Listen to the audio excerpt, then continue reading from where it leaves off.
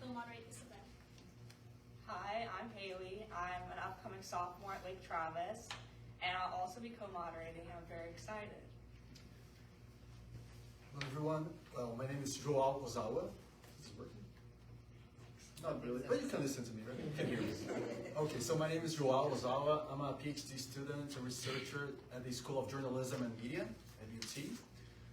My research is mainly on political disinformation and mostly focused on the Brazilian case. I'm from Brazil, so mostly focused on the Brazilian case and disinformation targeting diaspora communities living in the United States, mostly Latinx communities. And prior to that, I used to work with journalism. I worked for 10 years with music journalism in Brazil. And more recently, I worked for Global TV International, which is the international branch of Global TV, a TV station, a Brazilian TV station, but the airs here in the United States. Super excited to be here. Thanks so much for the opportunity. My name is Sandeep Kumar Singh. I'm very excited to be here. Me and Emily, we were, and Natasha, we were the cohort from Leadership of Austin 2018, best class ever.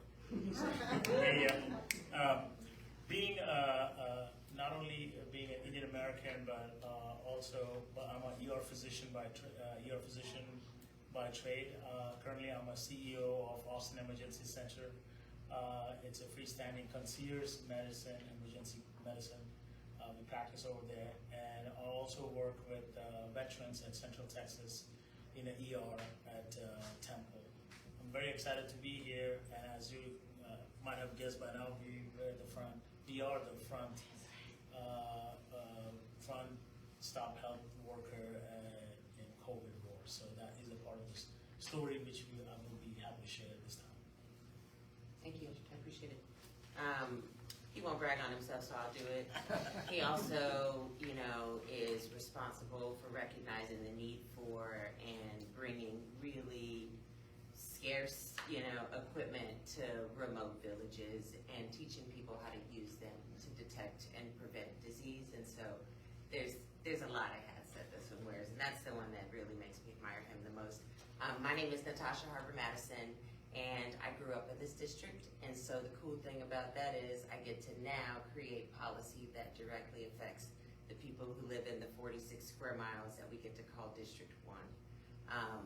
My contribution to this dialogue is, not a news story, and that's the unfortunate part. So in my role as a policymaker, what I'm supposed to do is create policy that exists in perpetuity. It's supposed to live forever, and it's supposed to help people live the best life they can possibly live. The problem is that every single time, can you imagine that every time you run a race, you start 25 steps behind? Imagine it. Imagine the steps that you have to deploy to create, execute, pass, and have stakeholders and policy creation. And every single solitary thing I do from the dais in Austin, Texas, as the singular Black council member in the 11th largest city in the nation, we've never had more than one Black council member on the Austin City Council, and a lot of folks don't know that. So the point I was gonna make is I have this conversation every day. Sometimes it's great and people are, identifying with what it is that I'm saying, and sometimes it's very uncomfortable. I can sometimes hear the collective shift of the audience and, the face that people make when they go, here we go. It's palpable, the feeling, when folks don't really want to have the conversation because it's not that comfortable to have a conversation about things that evoke emotion. We were just talking about this a minute ago. The neuroscientists talk about how we lost our ability to communicate with one another because we stopped practicing. We went from, tribal people who lived 8 people or more in a household, that was 80% of the population, and 6% of the population, 2 people or fewer. And we swapped, from the 20s to 2006, 80% of people lived 2 people or fewer in a house. A lot of those households were just one person. Imagine what it starts to look like when you don't communicate with real people regularly. when you don't learn how to argue because you don't eat meals together and have the opportunity, they call it rupture and repair. Us being built, us evolving as humans and being emotionally mature and being able to disagree with somebody and not be disagreeable. To say, I agree to disagree. Have a great night. I hope everything goes all right for you. We don't have to walk away from this conversation mad at one another, but we lost the art and we got to get it back. And so I talk about race every day, all the time, because in my mind's eye, every single thing I do starts with race. Austin, Texas was a slave trading town off the Colorado River. There's no denying that. So anybody who's not comfortable with recognizing where we come from, you'll never be comfortable with the conversations about reconciliation, because that's next. So I'll stop now. I make people uncomfortable, but not because I want to, because I have to. That's the other thing I wanted to say. Okay, so we're going to start off with our main topic today. One of the main questions we have is, what's the difference between mis and disinformation? And we have a little intro for that, if you'd like to start. Yeah. So dictionary.com names misinformation the 2018 word of the year.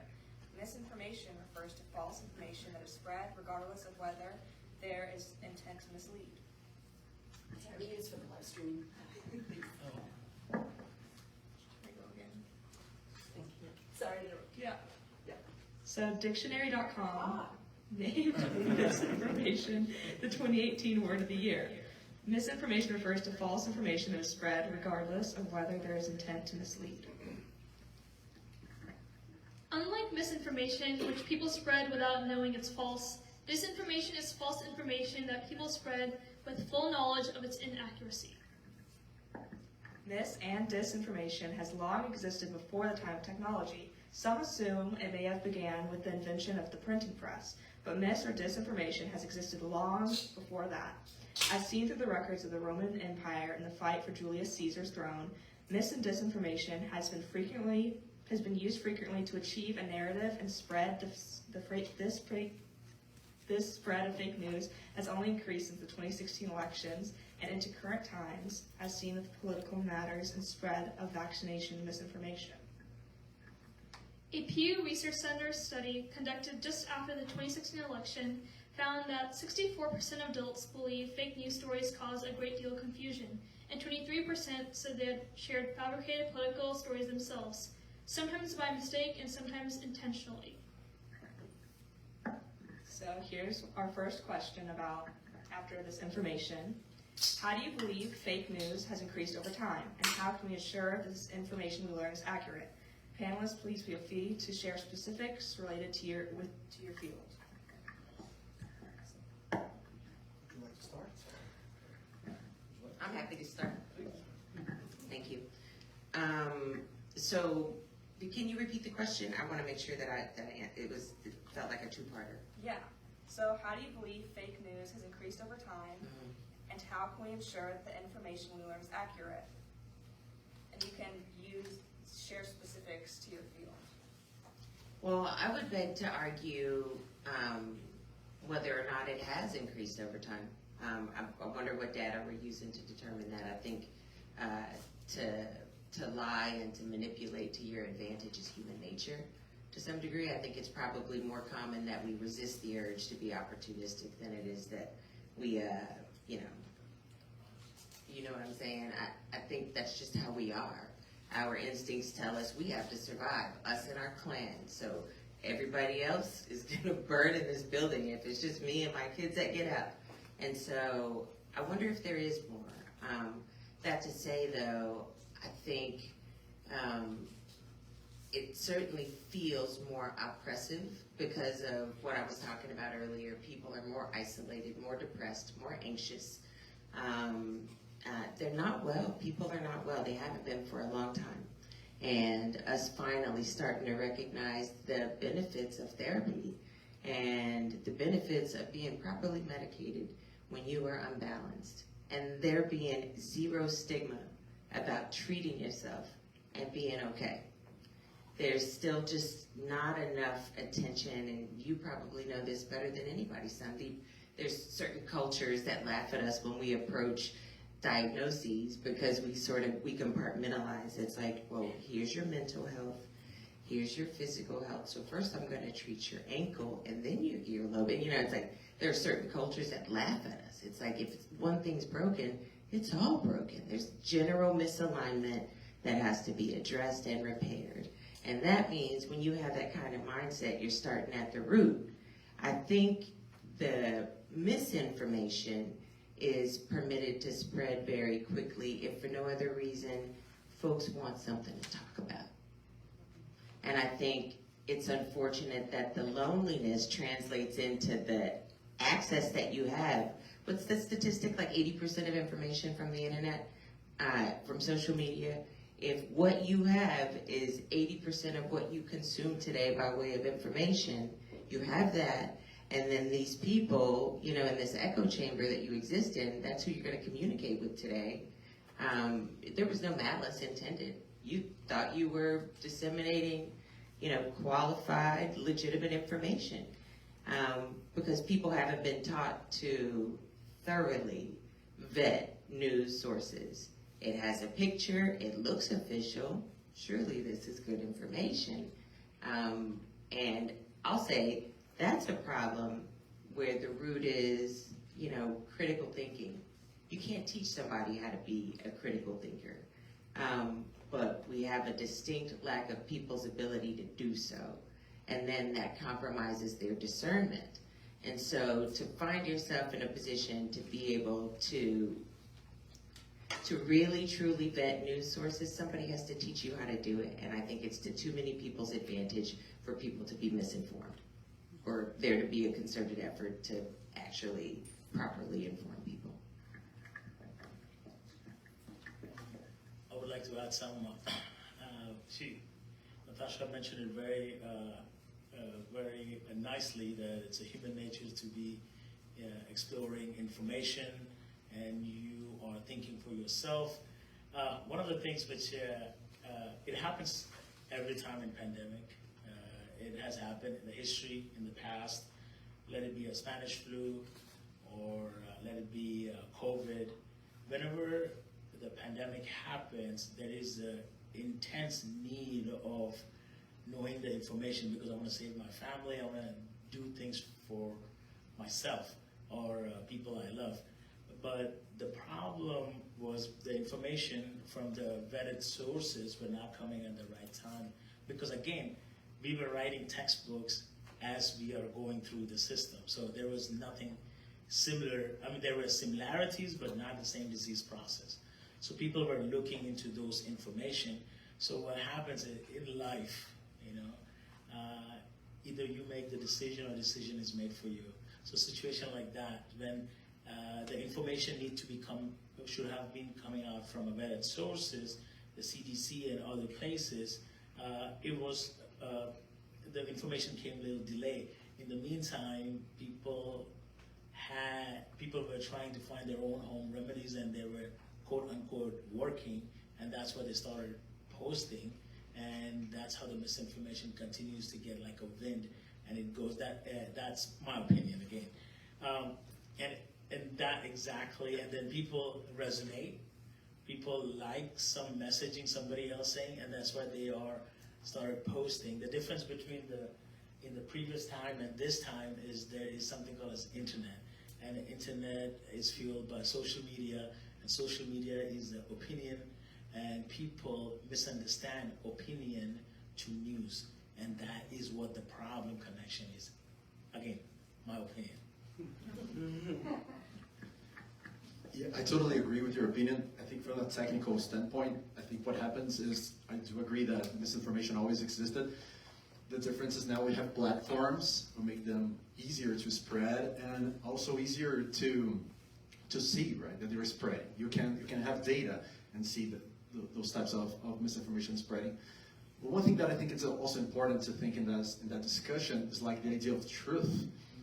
That it's not as if truth was something like a diamond, a pure, idealistic idea of truth that we are trying to conquer. Like, there is bias on everything that we report, right? What we have thinking about news, specifically what goes on in Washington or in Brazil, what goes in Brasilia, the political capital, if we are not there directly seeing what's going on, we are always getting in touch with that through a mediated reality, right? We're getting news from news sources, or getting news from social media, or whatever it comes from.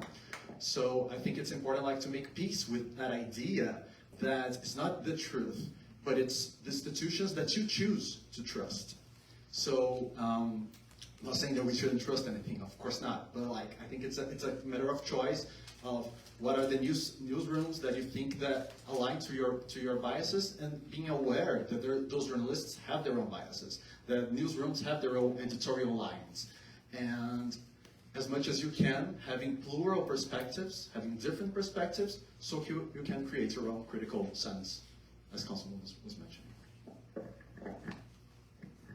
Thank you so much, guys. This is a question for Joao. With the rise of technology, bots, and other information gathering and spreading systems, how can people, social media companies, and news stations protect themselves from the spread of false information? It's a good question. I think there are different levels, like how people, how newsrooms, and how I think social media companies was the other one. I think there are different levels. Start from the easiest one. I think that social media companies, I am not particularly optimistic about how big tech companies are willing to deal with the disinformation problem. And I say that because recently that person who was responsible for the Facebook leaks, I forgot her name, but I think you know what I'm talking about how they were not exactly committed. Facebook wasn't exactly committed with fighting disinformation in the US context. Someone interviewed her from the Brazilian media, and she was saying that in Brazil it was even worse. Like there was no priority on fighting disinformation within the Brazilian political context. So I do think that there are initiatives. For example, there are those fact-checking initiatives among Facebook and other news media companies. I do trust. I think that those are good initiatives, but I'm not that much optimistic. I would rather rely on people and their critical senses than expecting big tech companies to deal with this information problem for us. As for newsrooms, there are, oh my God, I'm nervous. But as for newsrooms, I think that, of course, there are like norms, procedures that newsrooms have always had for fact-checking information, for having multiple sources, for having fairness and listening to both sides of the conversation. So I do think that there's a problem that maybe social media is setting a bit too much of the media agenda lately. Like social media is sometimes dictating what the newsrooms are talking about. I think that's kind of problematic. So yeah, I have already heard that from journalists, that we should go back to doing like usual news reporting, going to the fields, going to the streets, and actually doing reporting instead of being set by social media. And finally, about the people, which I think are the most important part of that component, I think it relates to what I was talking about before. Like, I think that it's a matter of having different sources as much as you can, because everyone will be biased, but you can have like people from both political spectrum, from the left, from the right, as much as you can, so you can have your own sources. And of course, there are like more pragmatic, more objective things that you can do. For example, when you're reading something online, checking the outlet. Like, is it from an institution that you trust, like an established newsroom, or is it something like a random piece of information? Who's the author? Sometimes, like those fake news websites, they don't even have authors. So you don't have a journalist, so you can click on the name and see what that person did in her life. Like, so this is something important. The date, like when was this published? Because a lot of times things are taken out of context, right? They're like from 10 years ago, and people are spreading as if they were new.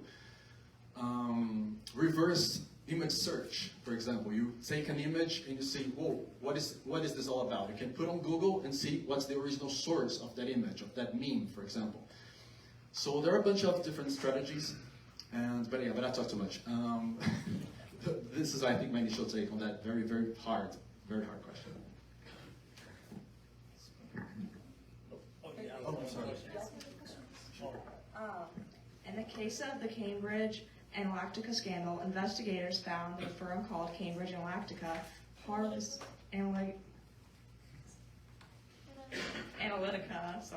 harvested psychological profile data from unknowing users. This data was used in an attempt to influence the 2016 election by micro-targeting users with misinformation. They took advantage of emotional biases to disseminate fake news stories that ultimately influence political opinions. So the question is, what are some ways we can ensure that our biases don't distort the information that we receive? This is for Councilwoman Harper-Massey. Can you repeat the question, please? What are some ways we can ensure that our biases don't distort the information that we receive? So I guess that's kind of actually a continuation of your difficult question, because what you're doing is dictating how people consume and process information, which you really can't do. Everybody does it differently. I would say if you have any questions, if it feels like it's not right, your instincts are generally right. If it feels funny, it's probably because it is. I would say trust your instincts. I would also say, to your point about multiple sources, check multiple sources. I think the other thing, I think sometimes we don't give ourselves credit for being important enough for people to take advantage of. I think sometimes we're like, oh, nobody would take the time to try to fool me. Who am I? But the truth of the matter is, there is a line item on somebody's spreadsheet somewhere where you are important.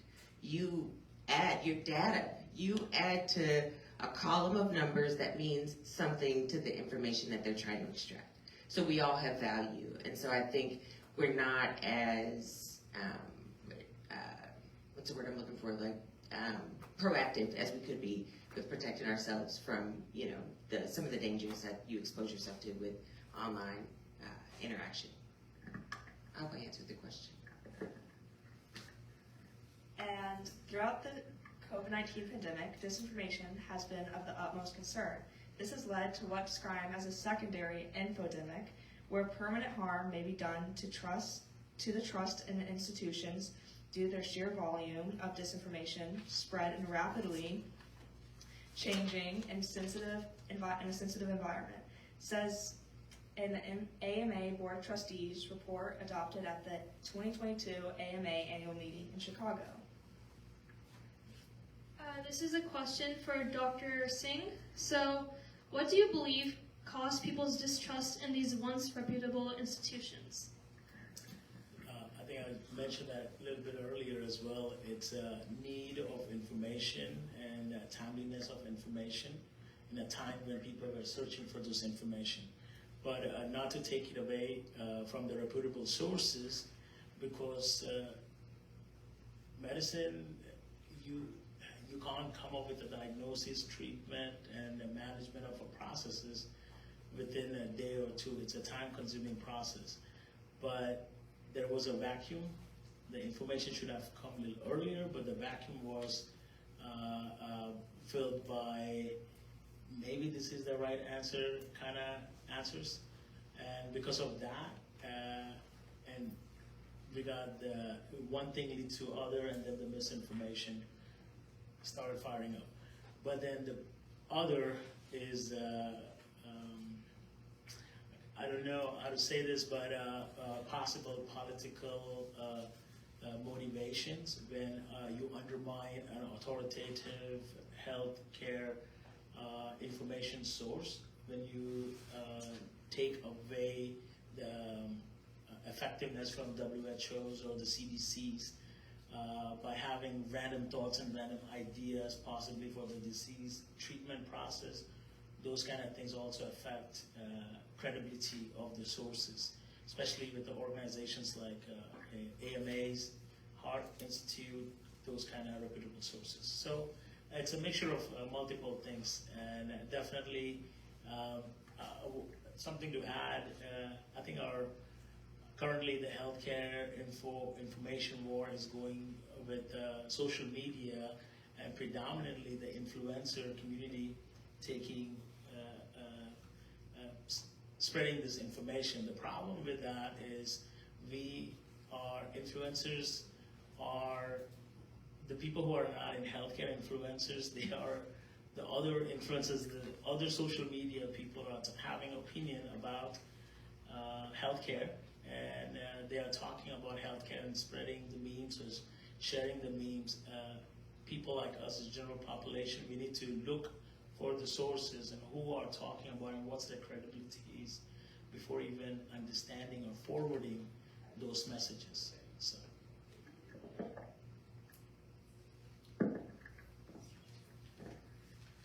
If anyone has questions that they've written on these cards or anything, feel free to ask them now. You can also ask them at the end of our questioning if you need more time.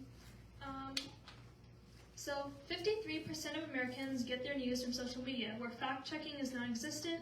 Once something is made to look popular or newsworthy, it is generally and unfortunately perceived as true. So this is for any of the panelists. How does the public mindfully know what is fact versus fake, especially when influencers feel like they're sharing their stories in truth?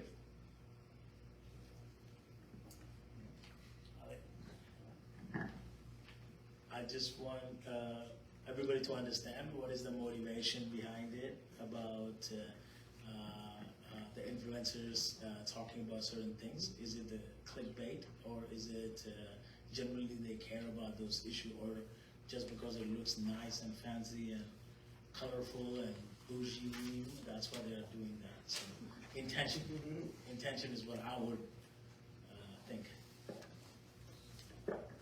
Yeah, I would totally agree with that. I think it goes back to the discussions about the institutions that you choose to trust. Yeah, I think that, well, besides like all those procedures that you can do, like when you can try to fact check on your own, I think what Councilwoman mentioned is very important, like about the idea of being aware that you are targeted with misinformation or disinformation when there is intention. Because, for example, one of the research projects that I'm involved in, like on the diaspora communities, we see different diaspora communities being targeted with types of disinformation that are sensitive to that community. So if you have a community who, I don't know, is particularly sensitive to politics, like putting into practical words, the Cuban American community in the United States. If socialism is a topic that is very prominent and very sensitive to that community, we saw a lot during the 2020 elections, people saying that Joe Biden was a socialist, for example. Or when you think about religion, other communities that could be more related to religion, they are being targeted with this information that somehow like tries to shape their political beliefs in favor of the political actor who's trying to spread that disinformation. So we would put something related to religion in a way that would move them. So I think that just by being aware of that, about the fact that we are being targeted with misinformation, is already a first step. And besides, again, trusting, like I think that established newsrooms, and well, I'm a journalist, I'm kind of biased to say, but I think are the most trustworthy sources of news when it comes to health. Of course, like trusting the CDC, trusting the World Health Organization, the institutions that are already established on those matters. So I think that's the way that we can try to circumvent the problem of. I have a question. Of course. Is there any news source that's considered neutral or more neutral? That's an excellent question. I don't think so. I think that it goes back to the discussion of the truth, because I think that neutrality is like an idealistic idea, as if we were able to reach that, which I don't think we are. Because just by merely covering on one topic, and instead in detriment of all the other topics that we could cover, we are already making a biased decision. There is a whole field of study in journalism that's called gatekeeping. Right, the editors of newsrooms, they are gatekeepers. They are deciding what's important, what should be covered, and what should not be covered. So if we're talking about this or that topic right now, it is to a certain extent an arbitrary decision that someone made in a newsroom. This is the important thing that we should talk about. Even if they are not biased on the coverage itself. There are journalistic procedures, for example, fairness, listening to both sides. So try to be objective as you can. You try to be as neutral as you can. But that's what I was trying to say, like with making peace, like being well with the idea that there is no real neutrality. What you can do, in my opinion, like, and what research says, like what you can do that it's closer to that, is listening to plural points of views, listen to different points of views, and getting your own critical sense and deciding what you're gonna trust. You know, and not like expecting someone to have like this truth, this neutral idea that, okay, this is the thing that we want, this is the thing that we need, because I don't think that exists.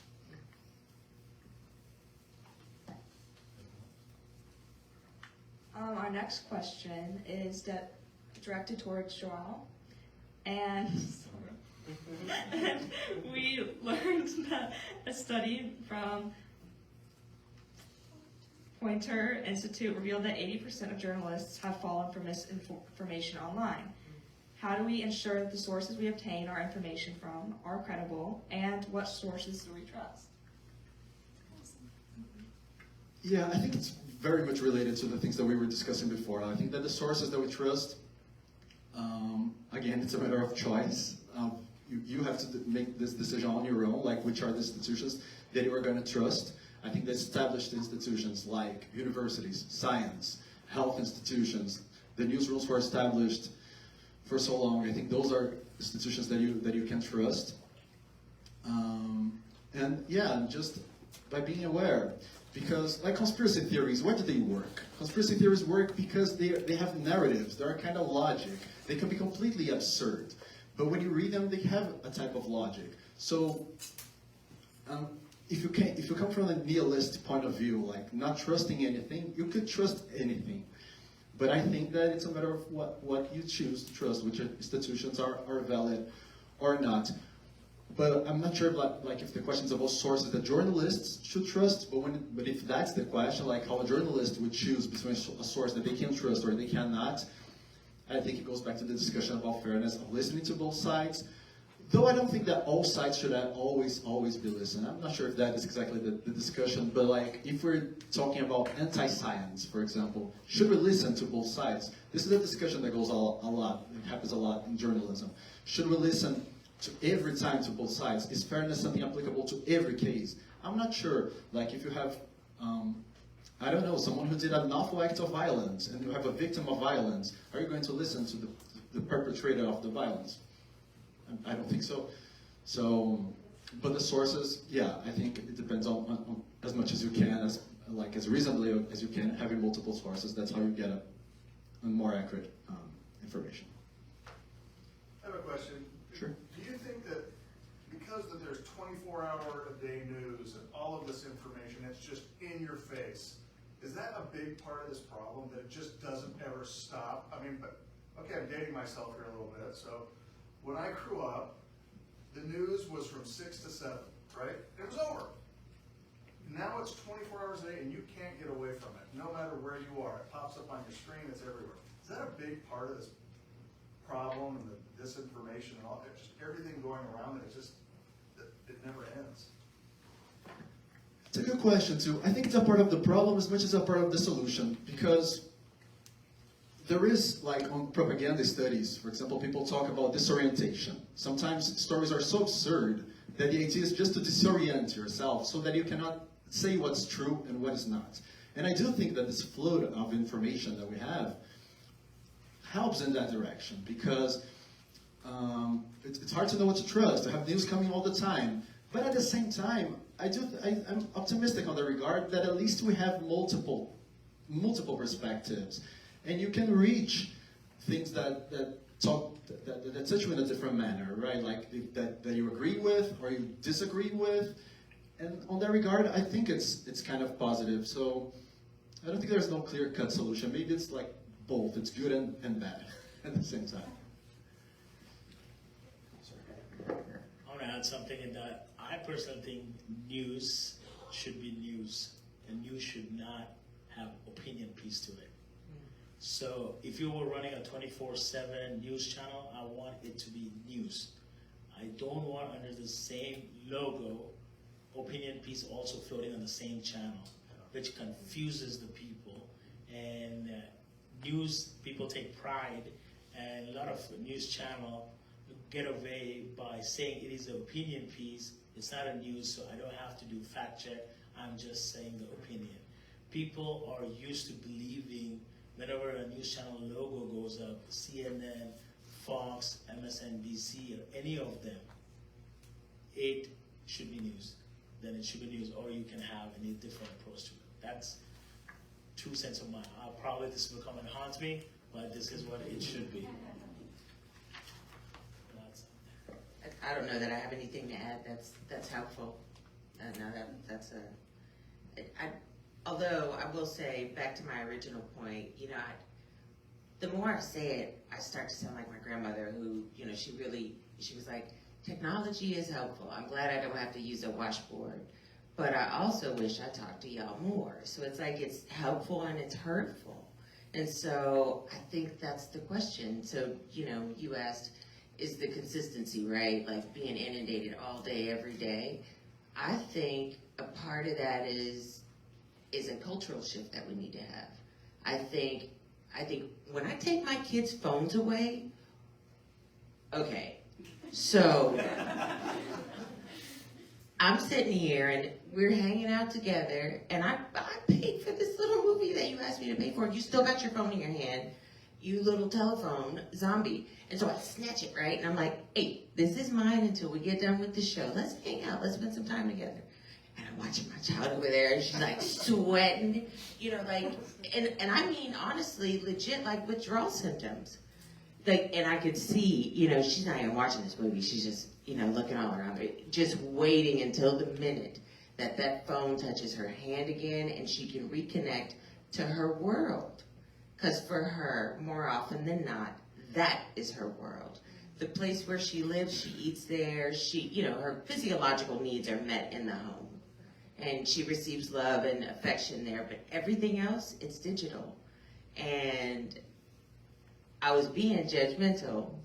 But then I was like, where's my phone? And I realized it's not just the kids, it's all of us. We're all, walking around with this computer in our hands all day and night. We sleep with them in our beds. We take them to the restroom. We cook. But you know how nasty phones are. You really should not cook and touch your phone, just so y'all know. But that to say, I think we all need a good cleanse, a good digital cleanse. I think there should be some implementation at every age level in a family's home expectation around how much screen time everybody gets. I think we all can afford to turn it off. I have a question and a thought. How do you think misinformation, disinformation has played on people's mental health? And there's this phenomenon what we call cognitive dissonance, which I think is also due to mental health. What are your thoughts about that? I'm sure, if for no other reason, I'm looking at it at every level. I'm one of those, I'm hesitant to say empath, because again, I sound like my grandmother, but I do feel everything. I literally feel it. Yeah, if you're happy, I feel it. If you're sad, I feel it. If you're anxious, I feel everything. And so just recognizing how that sort of quiet sense of dread has become this constant, dull, but constant, you could feel everybody's everything. I watched my children, thriving, socially adapted, well-adjusted kids go through the COVID experience without being able to socialize. And because at the early days of the COVID, we didn't know exactly what the implications were, and their dad is a firefighter. So he couldn't come in the house anymore. For 9 months, he lived in a trailer, and not being able to come into contact with their father, their friends, everything that had shifted. Having to wipe our groceries down with bleach. My baby talked to me about that the other day. She was like, do you remember we had to wipe everything down after we got the groceries delivered? And every now and again, they talk about things that happened during the course of that isolation period that I didn't realize they don't remember what they ate this morning. So when that stuff comes up, it's trauma stuff. That was a really hard time. I'm watching my kids struggle. I'm watching myself struggle. My husband, who's a first responder, watching him struggle in the way that they have, the ebb and flow of, watching people get really sick really fast and not knowing what to do, watching your friends get sick, first responders got sick, and not being able to be around your families. I mean, the implications of what we've gone through collectively in the last couple years, maybe add some to that, natural disasters, the pandemic, the literal failure of all our infrastructure. Our grid, y'all, our natural gas pipes, water pipe, everything broke. It literally broke. Everything is literally broken. And there's a response to that. How can we not all collectively be more anxious and have more panic and be more depressed, and I think because it's already there, we're more inclined to feel it more. I think we're more inclined for those things to make us feel more depressed and more anxious and more sort of filled with dread, unfortunately.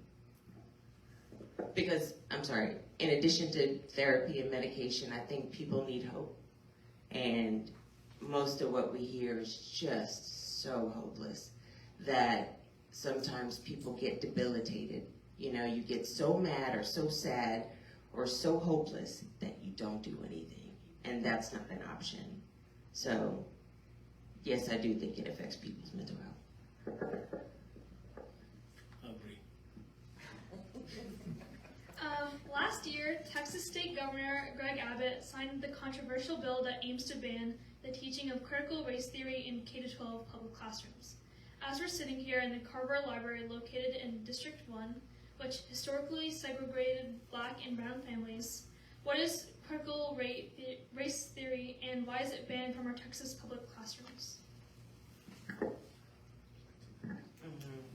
Sure, but because I have talked a lot, I'd like very much to share the space, so I'll kind of keep it brief. So generally speaking, critical race theory, the 80s, an academic theory that basically says everything is built on racism. Everything starts with race. Every single solitary bit of it, all of it, every piece of infrastructure, wealth building, how people feel about themselves, transgenerational trauma manifestation. It's all about race, everything. And that's not implying that somebody's bad or somebody's good. I'm not God, I'm not dictating righteousness, right? But I recognize that the existence of a system that entirely depended on the labor and the absence of humanity for a whole group of people for hundreds of years, y'all.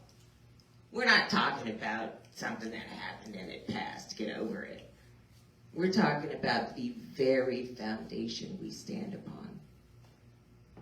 And then you have to think about, I personally, as a person who identifies as a Black American, I think a lot about indigenous people. We don't say the word often enough, and we don't think about the people often enough, because the implications are for those people to steal a whole group of people and for hundreds of years enslave and abuse them. They had to first eradicate, commit cultural genocide on a whole people, and then have the nerve to ask me, why do you always make it about race? Because, kind sir, or madam, it all is. And that's the beauty of it. Because once we know what the problem is, we know what the challenge is, everything from here on out is coming up with solutions. But people are so uncomfortable talking about things that feel yucky, especially when they can empathize with me from afar. Tisk, tisk. Somebody called me a nasty thing at City Hall. They called me an uppity N-word. You took the time to come to my job to call me that. This is the people's building. Tax dollars pay for this building. You just engaged in sanctioned racism in the people's building, and you should be ashamed of yourself, but that's not what I said. What I said was, I apologize for whatever I did that would make you feel so strongly that you would say that to me?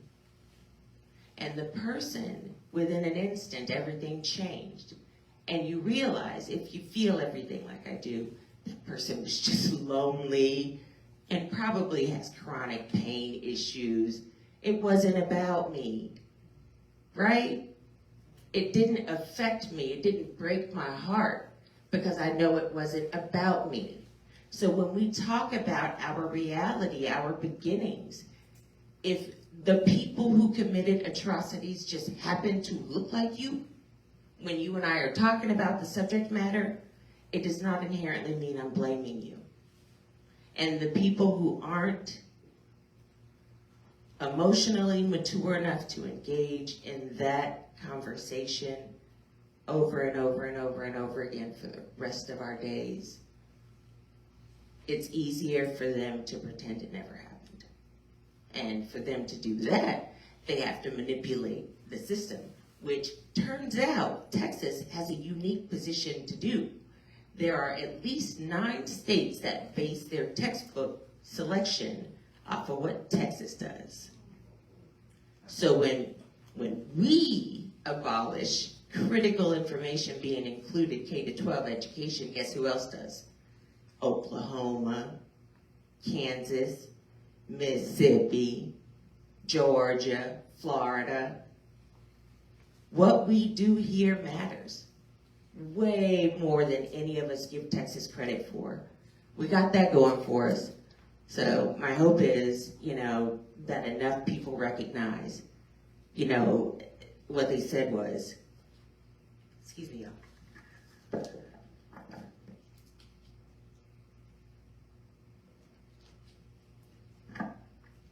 What they said was, this was critical and important because it would have negative impact on white children. They would be made to feel guilty about things that they didn't do, that they know nothing about, and that they are somehow irreparably damaged, that the roots of our country are irredeemable. People are saying stuff like this in actual political legislation. It's masterful manipulation. And there are just enough people in the world in Central Texas to fall for it. And when I say fall for it, that's not me patronizing people. I'm not implying that people are not intelligent. What I'm saying is, if you take the easy route, which is the status quo, then you have to erase my humanity. You don't get to sit across from me and exchange dialogue, break bread, share resources, a society together with me if you can't see me as a whole, independent, individual human being who does not feel inferior to you. And so white supremacy doesn't work on me. You can feel however you feel, but I feel big. The only way supremacy works is if you feel small. Never. And if that makes you mad, me feeling big, I think you have some internal work to do, because that's not about me. How I feel about me offering myself a little should not make you feel bad. I talked to my kids about bucket dippers. I didn't dip in your bucket to give myself some love this morning. And you shouldn't feel bad when I win.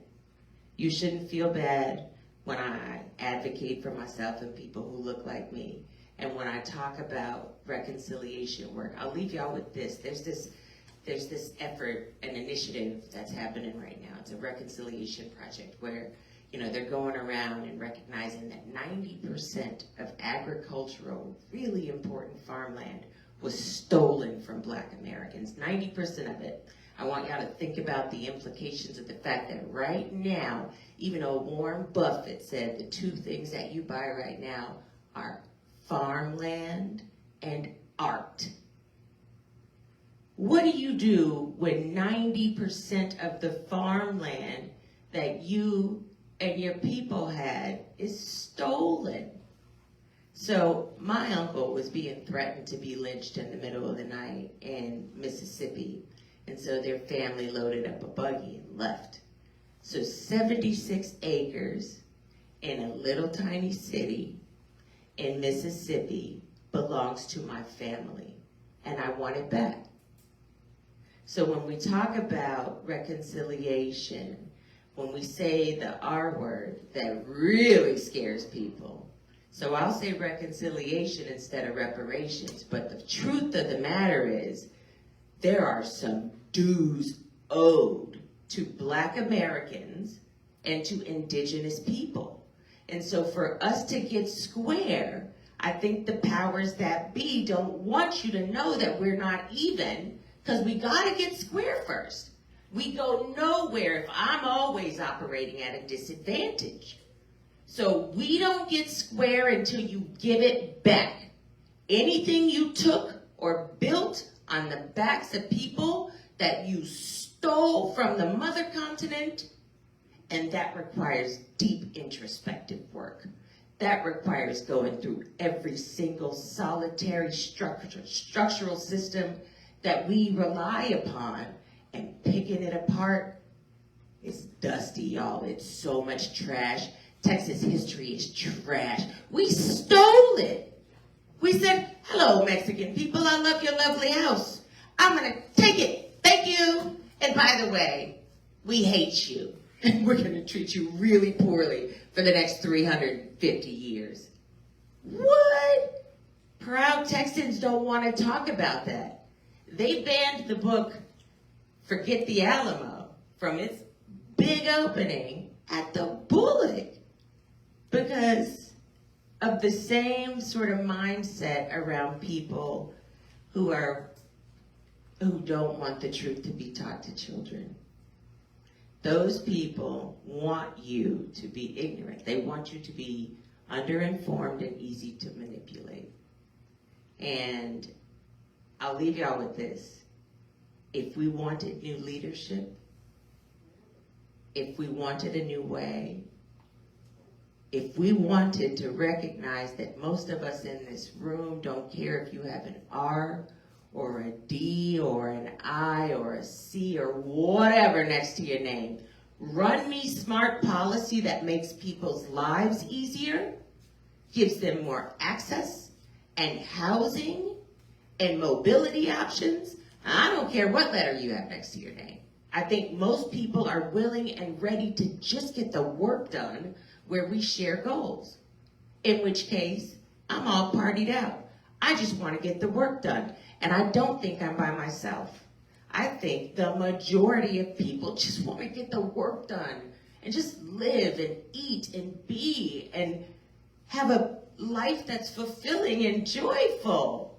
Why y'all gotta be mad all the time, man? Golly. It's not necessary. If we wanted different, we could have it. I want y'all to think about that as we roll into November. As somebody cracked a joke about somebody whose name I won't say, like Voldemort, running again. If we wanted different, if we want to prevent and be proactive and not reactive when it's time for the people to rise up, I think the time might be now. I think the time might have been yesterday.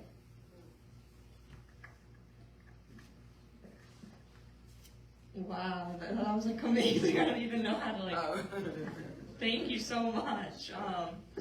So this is like a follow-up question. Just a second, I want to add the biggest problem. One of the problems about the CRT is half of the people in this room has never read it. They don't even know what is in it, but you have made opinions based on somebody else telling you what it is, and that's the problem. That's the problem. It is the biases which we gain from the social media, from the news outlet. We believe what we want to believe, and that's the problem. We gotta read it, educate ourselves, understand the fact, and then come talk to each other. That's what we gotta go about CRT. I can guarantee people making reasonable conclusions don't know about it. What exactly is in it? Thank you. So a follow-up for Harper Madison is, how do you honor and balance the needs of your constituents and community with other local, state, or federal policies that aren't always benefiting your constituents, thank you, or community living in the East Side? Well, I think first we have to recognize that although District 1, you know, it's an interesting fact. Everywhere I go, every state I go to, the East Side is a black part of town. Have y'all noticed that? And so I represent the East Side, you know, and that's Northeast, Far East, Central East Austin. We go as far north, almost Pflugerville. We go up to Palmer and Dessau, and then we go almost down to Dove Valley.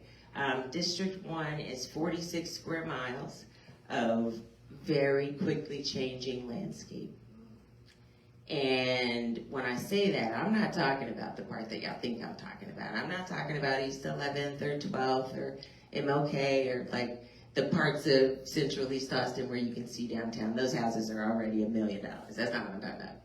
I'm talking about the slow, steady progression that's been happening, bubbling up for about 20 years.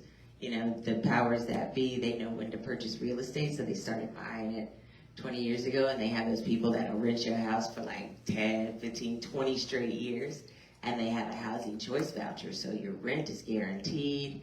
You don't have to fix nothing, because they don't care if they live in subpar living conditions. They don't want you to kick them out. You don't raise the rent. I'm not saying nothing. It's fine. But now, the chickens are coming home to roost, because that property has done exactly what they anticipated it would do. You paid off their mortgage with your rent every month, right on time, and now you got to go.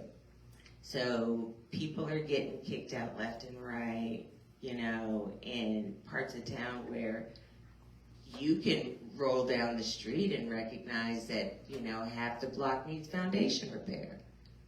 But people are already starting to feel the pinch in the far outskirts of the East Side. I'll tell you why.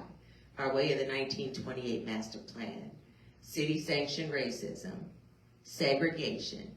If you are black or Latinx, you live on this side of the highway. It wasn't a highway yet, but obviously it became one. I-35 was, you know, right there in the middle. You live on that side, and if you are not, you live on that side. And I don't even have to tell y'all the obvious part about additional prosperity, about 10 years more life expectancy when you live in zip codes that are west of I-35. So outcomes we all know about, right? But there's very little in the way of developable land over there. Guess where it's all at? All of it, right? So we are existing in a time like no other. A part of town that's been historically disinvested in, intentionally disinvested in, for a long, long time, is now valuable. So y'all get to watch it like a science experiment, unless you got some money. If you do, I'd say go invest in some property. And I'm not joking at all. I'm absolutely serious when I say that. I think the way that I represent the district is to recognize things like that and to recognize the historic implications of this district where people had to live and then eventually can't afford to live because prospectors knew 50 years ago that eventually that little 800 square foot pier and beam bungalow would be worth $1.6 million. Pre-repairs and renovations. You just paid for the dirt. $1 million for the dirt. Nobody can afford to live in this city, especially black people and brown people and poor people. We don't have comprehensive transit. We don't have affordable housing. We don't have access to jobs and good schools and health care and good food, preventative health care. But here we are still trying. While we do that, the neighborhood changes. So I have 46 square miles of a very diverse community with a series of needs. Black Americans don't necessarily have the same needs as people from the mother continent. We have Nigerian communities who culturally are more like somebody who doesn't look like me at all if we're from the same country. Do you understand what I'm saying? It's a very diverse community with very diverse needs. So I'll end by saying I do my best, but District 1 could probably stand to have 2 council members because I'm certain I run laps around my colleagues. Certain of it. I do my best, but there's never enough time to advocate for all the people. Thank you for that. We have our next question, which starts off with, most misinformation and disinformation that has circulated about COVID-19 vaccines has focused on vaccine development, safety, and effectiveness, as well as COVID-19 denialism. Dr. Singh, what have you personally seen about vaccine misinformation, and where do we turn to in order to receive credible medical information? Personal practice, definitely some of the biases which came across was COVID vaccine is made to sterilize African American community. That was one of a few times I got asked that question by my patients. A few other questions which stands out was, when you give me a vaccine, I get sick. And so, a couple things. When you get a vaccine, you get sick is science. When you get a vaccine, that means you are injected with controlled mRNA vaccine, which basically helps you to boost your immune system. So when your immune system is boosted, the body reacts by having fever. So that is a part of the process. People misunderstanding that part of the process as you making me sick. However, this has been happening with a lot of other vaccines, polio vaccine, MMR vaccine, but this time around it was different again, that some people having their fever amplified on social media that it's making me sick. And then people initially with misintention, no problem, they started misinformation, but that misinformation converted into disinformation because the intent was there for people not to take because of political views. So the misinformation converted into disinformation in that process. One of the things I kind of like, I always get intrigued because the vaccines were made pretty fast. So people know about that part. People don't know about that the part, the technology is being getting developed 5 years before. And people don't pay attention to that part of the technology when they were trying to create the mRNA vaccine from previous coronavirus endemic, which was happening in China. So they didn't know that part, but they were worried about the vaccines made in 6 to 9 months. So those were the most common thing. The second part of the question is where do I, what was the second part of the question one more time? And where do we turn in order to receive credible medical information? Well, I mean, the credible messaging, definitely CDC is, I'm going to keep it very simple, not going to go philosophical. Straight answer, CDCs are a very good source for a lot of information.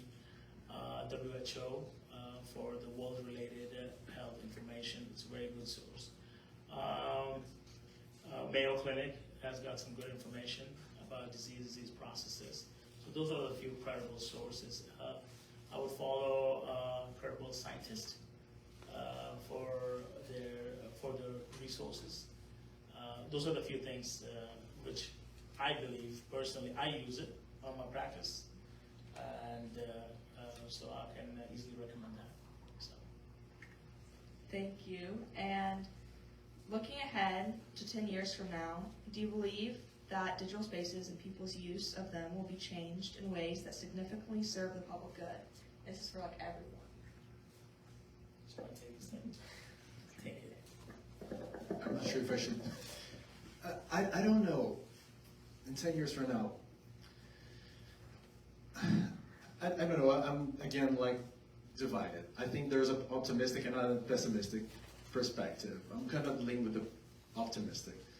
I like to trust that all the things that we are going through, like being more aware of disinformation, of misinformation, having this discussion here, I think these types of initiatives, I think being more aware that this exists is going to eventually bring us to more conscience, being aware of the importance of media literacy and teaching at schools how to protect people from, how people can protect themselves from misinformation, from disinformation. So I do think there's hope. My pessimistic part is related to the big tech companies, as I mentioned before. I don't know, I would rely on people more than on the platforms themselves. But, and yeah, no, I do believe we're going to be good. We're going to learn, and I think it's a part of this process, right? Everything that's happening is new to everyone involved. So I like to believe it is a part of the maturity of society, and we're going to get better, especially doing initiatives as we are and doing our part. I'm pretty optimistic. For any scenarios or any chaos whenever it happens, the first part, there's different processes before the calmness and realization happens. Social media is not that old, it's new, but it has taken over big time. 7 billion people in the world, and Facebook is probably, I'm gonna get it wrong, but more than 3 to 4 million, 3 million people use Facebook.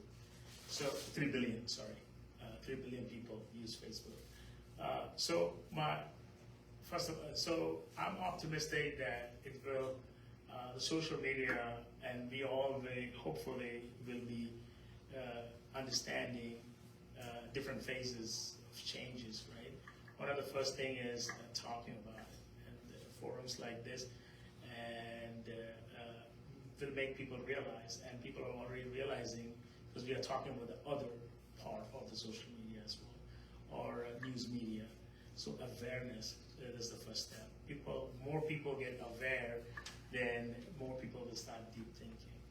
And when people start thinking, they will try to make some meaningful changes in their pattern, in their lifestyle, in their choices. And I'm very optimistic that we will, as a community, as a society, we will reach there.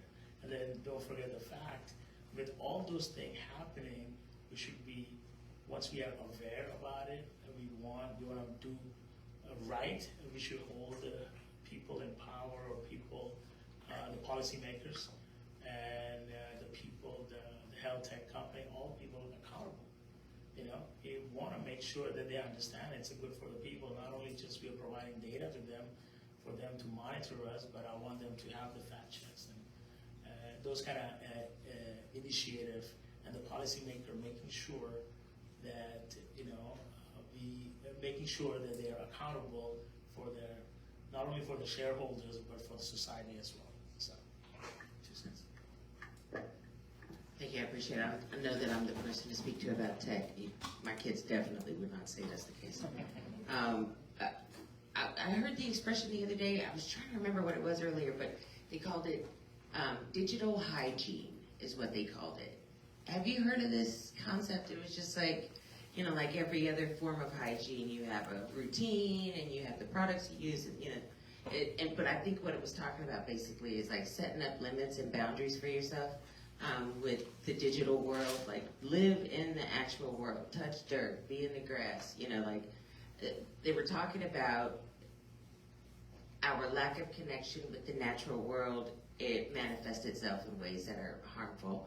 So, I think a part of that whole concept speaks to me, and that I do have to remind myself, like I grind my teeth, you ever, you don't realize you're doing it until you're doing it, but it's like you're consistently kind of stressed out. You have to actively say, I'm gonna go take a deep breath, walk around a little bit, remember I'm alive, I'm human, and then get back to it.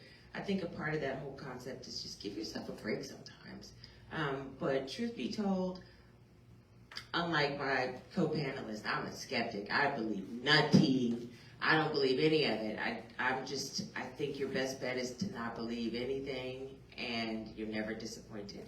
I just think I've seen behind the curtain. It's like the Wizard of Oz, right? I've seen the wizard, and it's dusty. So I would just say, everybody take care of yourselves out here. Don't believe no one and nothing.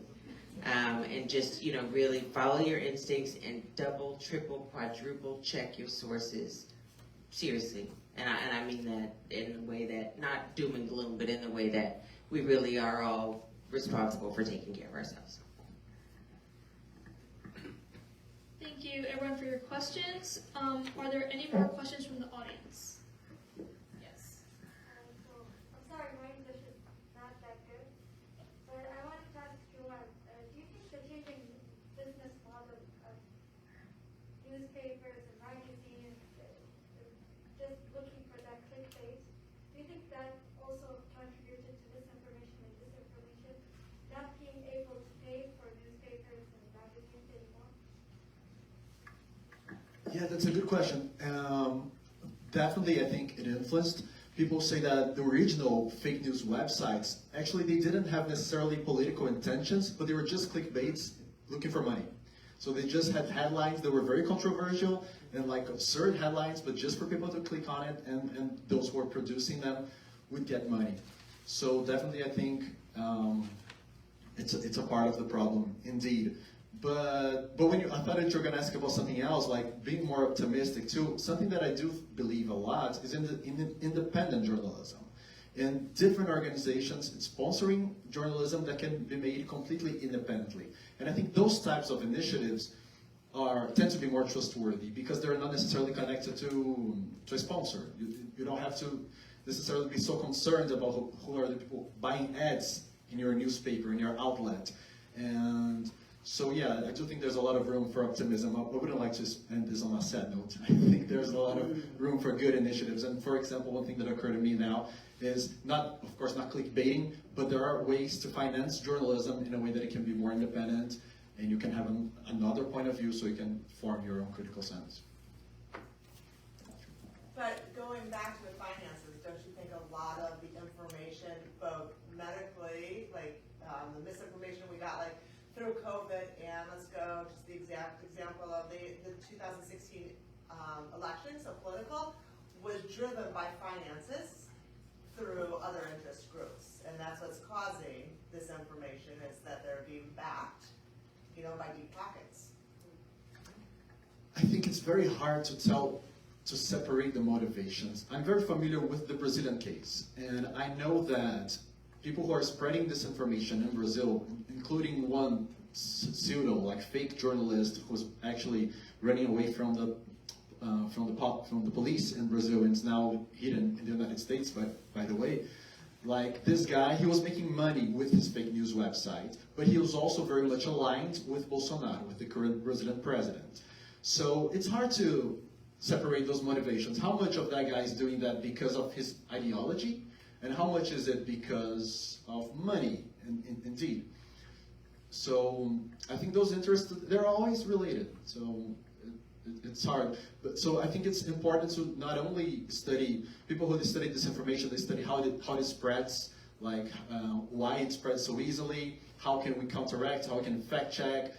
And one of the fields is studying the instances of production, right? Who is producing this disinformation? What are the motives? The motivations? Thank you. What are the motivations behind that? So I think there's no clear-cut answer. I think it depends, and I think that sometimes it's merely this misinformation that's not necessarily done with intent, but that it's just wrong information that people are passing along because they trust it. I don't know. It's different to have a clear answer. Thank you guys so much. To wrap it up, I just want to say thank you for all of your time and all of your input and wisdom. And throughout the rest of the time here, if the audience has any questions, please feel free to share. And we always we have an ending question, so go ahead. What advice do you give to instill people's trust back into journalism and media, medical and government institutions on a local and global level? And what call to action steps to build a more brave community?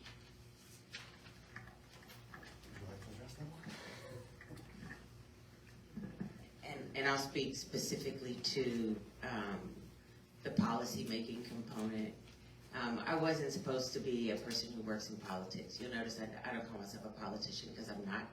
I'm a person who works in politics. This is not what I was supposed to be doing, though. I was motivated, however, by advocacy work that I was doing and recognizing that helping 3 or 4 families a year, how do you scale that? You have to shift policy is what you have to do. And sometimes people who weren't groomed from, do y'all know there are people who pay upwards of $40,000, $50,000 a year for preschool for children? Did y'all know people do that? They're on waiting lists to do that. Those people's families have been grooming these people for politics to maintain the status quo, the legacy projects, for it to stay the same since they were babies. What you need is somebody to upset the apple cart. A girl who grew up in the projects in Austin, Texas, had no political ambition whatsoever. I wanted to be a badass businesswoman. I wanted to make some money because I realized, even as a kid, I was like, damn, we're poor. I recognized what poverty felt like. I know what it's like to be hungry. I know what it's like to not be able to get there without at least half of the journey walking in Austin, Texas, hot sun. I know it well. I know I might be the only person who sits on our dais who knows homelessness. In my adult life and in my formative experience, I know it. I don't have to guess. And so my perspective, we talk about democracy. If there's not diversity in democracy, it ain't democracy at all. And so people like me, the people you don't expect to do it should be doing it. But access to capital, the ability to set everything aside. I had the privilege of being able to set everything aside for a year and run for office. I had the ability to make there was so much privilege in it, but the truth of the matter is I did everything wrong as a first-time candidate. My name is Natasha Harper Madison, and I want to be your council member. I didn't leave a card or a website address, just nothing. I had no data for the doors that I knocked. I wasn't raising money. Somebody asked me, they were like, how much did you raise? I was like, pardon? Is that something I'm supposed to be doing? And how do I do that, And it said friends and family was the top of the list. I was like, next, who do I ask next? And really, I like asking people for money, but I had already been doing it as an advocate. Like, hey, this project, but being able to, my name's Natasha Harper Madison. I'm running for Austin City Council, and I can't run this campaign without some dollars in that account. I need $300. And then go, ching, ching, a little sound, and I was like, woo! I loved it, every bit of it. The path to election was exhilarating and beautiful.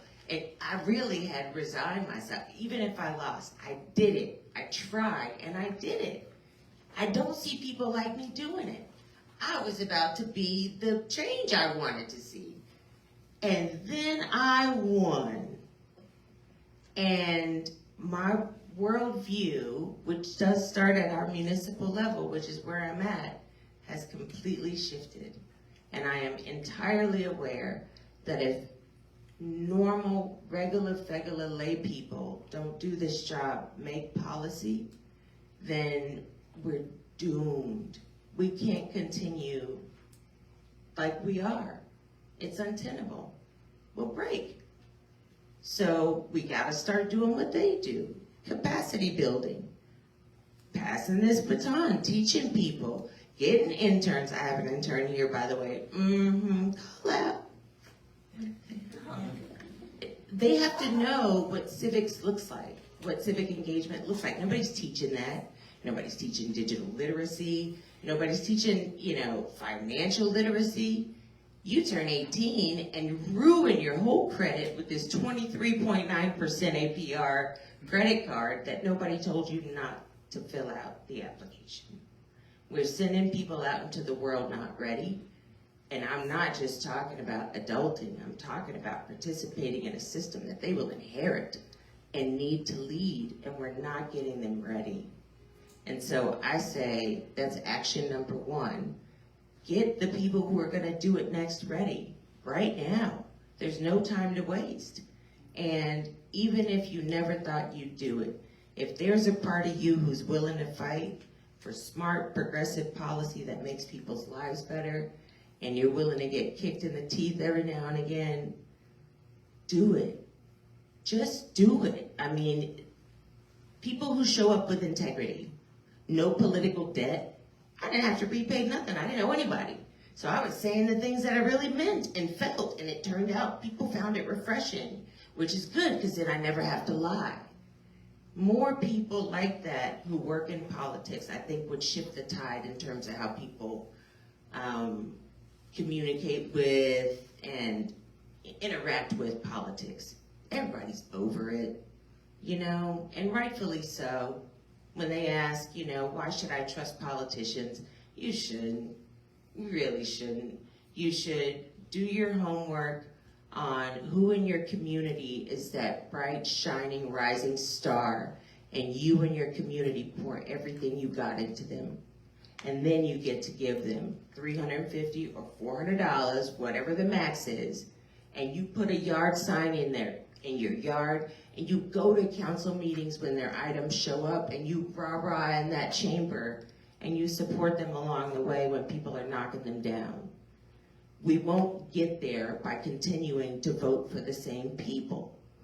We have to change the people, period. That's the only path forward, a do-over.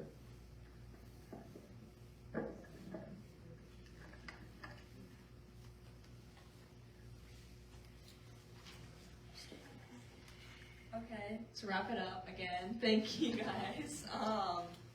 So we're gonna have like a circle up, like listening kind of thing. That'll be fun. We have a raffle, so get excited for that too. And yeah, Evelyn, how was it? Thank you all so much again.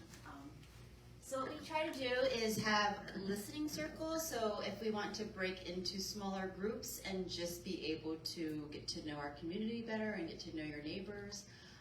And so what we will do, I'm sorry about the raffle. So we'll have a survey, and it's just a link that we'll be sending to you or on the QR code that you received. If you want to fill out that survey, we have a raffle of, this one will have a $25 gift card to Reverie Bookstore, which is a local bookstore down South Austin. So fill out that survey, and then we'll draw somebody that we'll probably figure it out later this week, and then we'll gift you the gift card. But for right now, if we want to just go into small groups, and if you came with friends, like it might be nice to split up so that you could meet other people and meet your neighbors. And then we have facilitators will be at each group, maybe about groups of about 4 or 5, and then the facilitators will kind of lead the questions. And then we just have about maybe 10-15 minutes actually, because this library closed, the meeting room closes at 7:45, so we'll have that. And then we also have halal chicken, beef, and falafel wraps. So you're more than welcome to eat while you're talking or just eat after the event. Thank you. Thank you again. Do you